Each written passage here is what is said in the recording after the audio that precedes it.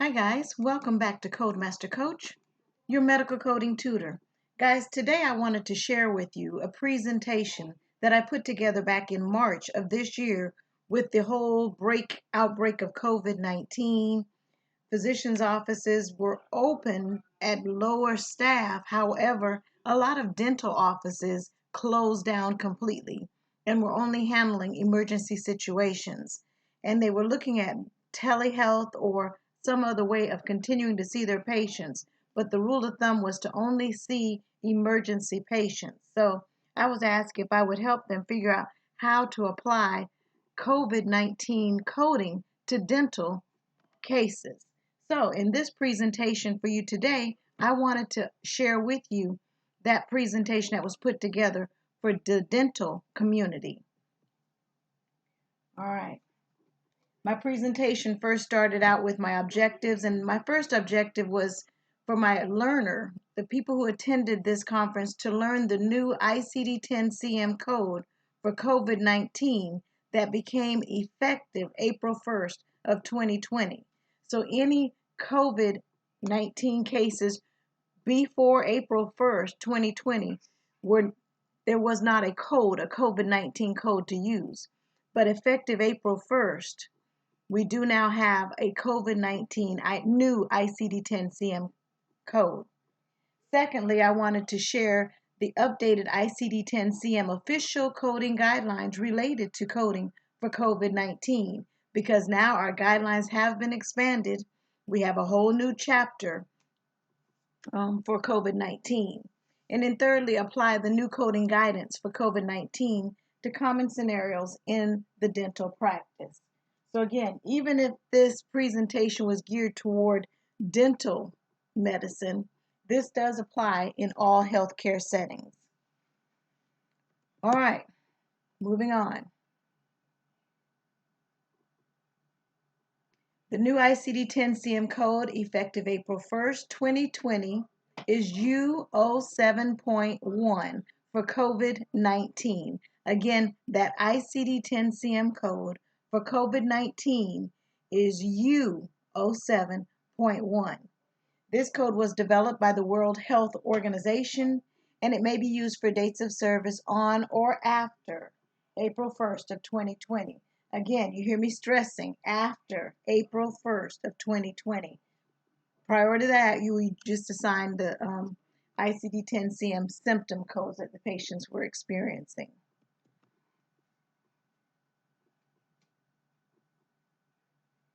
All right. Effective April 1st, 2020, we have a new chapter in our ICD-10-CM coding guidelines. It's chapter 22, and these are codes for special purposes, and they range from U00 through U85. And the new category U07 is emergency use of U07, such as the new code U07.0 for vaping-related disorders, because I don't know if you guys remember, we had a big vaping outbreak towards the end of last year. And so we had to come up with ICD-10-CM codes for vaping-related disorders. Well, U07.0 is for those vaping-related disorders. And U07.1 is for the new COVID-19.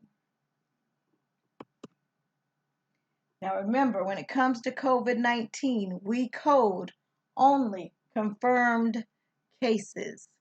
So assign code U07.1 for COVID-19 only for confirmed diagnoses of this 2019 novel coronavirus known as COVID-19.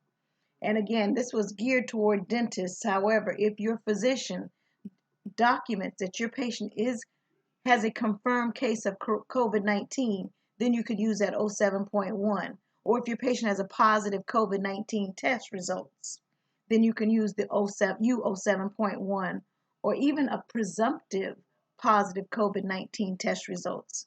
You could use that U07.1 code. So let's talk about how to code confirmed cases. Remember I said earlier, a presumptive positive test results. That means a patient that has tested positive for the virus at a local or state level, but it has not yet been confirmed by the CDC. A presumptive positive COVID-19 test results should be coded, again, as confirmed. The CDC, or the Center for Disease Control, they have their own confirmation of local and state tests for the COVID-19 virus, and those are no longer required. But one time we had to go through the CDC in order to get a confirm or confirmation of the COVID-19. So let's look at how our physician or our dentist or our healthcare provider documents. If they say suspected, probable, possible, or inconclusive, then COVID-19, you do not assign the UO 7.1 because, again, they said suspected, possible, probable, or inconclusive. And in those cases, instead of assigning the UO 7.1 code, you assign a code or codes explaining for the reason for the visit. Okay, such as with dental, a misplaced crown, or Z20.828, which is for contact with and suspected exposure to other viral communicable diseases. All right, so let's look at some possible questions that you may have. How should we handle cases related to COVID-19 when the test results aren't back yet? Because remember, we're running into cases now. At one time, it would take up to 7 days. Well, now it's even taking longer. And what if your results aren't back yet? So the answer to that question is, due to the need to capture accurate data on positive COVID-19 cases, it is recommended, notice I say recommended, that providers consider developing a facility-specific coding guideline to hold back coding of encounters until the test results for the COVID-19 testing is available, if that's possible, okay? If that's possible. So let's look at conditions due to COVID-19, and in this case, in the dental office. The UO 7.1 COVID-19 will always be the first listed code if the condition is due to COVID. So, for example, code UO 7.1 followed by the code for other conditions. And then here, whatever your dental conditions are, or whatever setting you're in, if you're in a specialty, plastic surgery, or whatever other setting that you may be in, even in your medical office, you'd use that UO 7.1 code followed by the code for the other conditions that they're coming in for if the condition is related to COVID-19. Okay?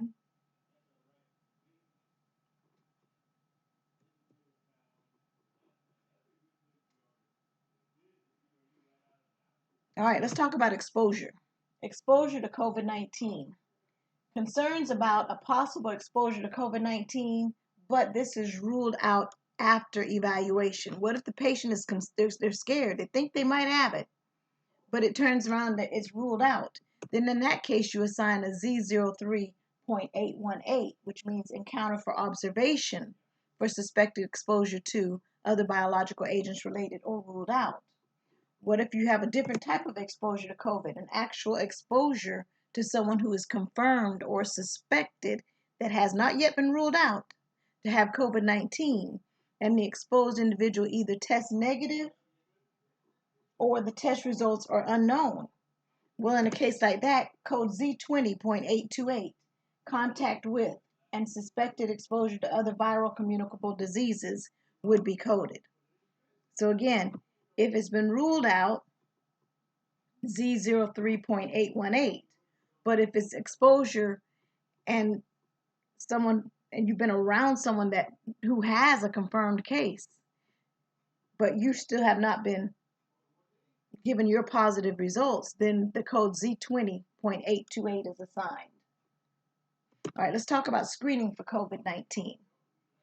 Because, in most cases, we have asymptomatic patients. These asymptomatic individuals are individuals who are being screened for COVID-19 and have no known exposure to the virus, and the test results are unknown or negative. So in this case, Z11.59, encounter for screening of other viral diseases, would be assigned. What about for individuals who are being screened due to possible or actual exposure to COVID-19. Well, that's back to the Z20.828 code for contact with and or suspected exposure to other viral communicable diseases. So ultimately, I hope you're seeing that should an asymptomatic individual be screened for COVID-19 and the test results are positive, then you assign the code U07.1 COVID-19. But again, the result, what we're looking for here is a positive result. This person has to show proof, confirmation that there is COVID-19. There is a diagnosis. All right, if a patient presents with any signs or symptoms associated with COVID-19, but a definitive diagnosis has not been established, then what you do in that case is you'd assign the appropriate codes for each of the presenting symptoms, signs or symptoms, such as cough, R05. That's ICD-10 code R05 is for cough. What about shortness of breath? R06.02 for shortness of breath. We'd assign those signs or symptom codes instead, because again, it hasn't been confirmed that your patient has COVID-19. All right. An asymptomatic individual who tests positive for COVID-19. We look at the signs and symptoms, and then we code the Z20.828, or if there is a positive test, U07.1. And even though the individual is asymptomatic, but they test positive, again, they're positive for COVID, that's U07.1. All right, let me give you another example. What if a patient is seen for a dental condition that is a result of COVID-19? How should this be reported? Again, if it's a result of COVID-19, then your principal diagnosis is U07.1, COVID-19, followed by the code for the dental condition that the patient is coming in for. All right, let's look at another.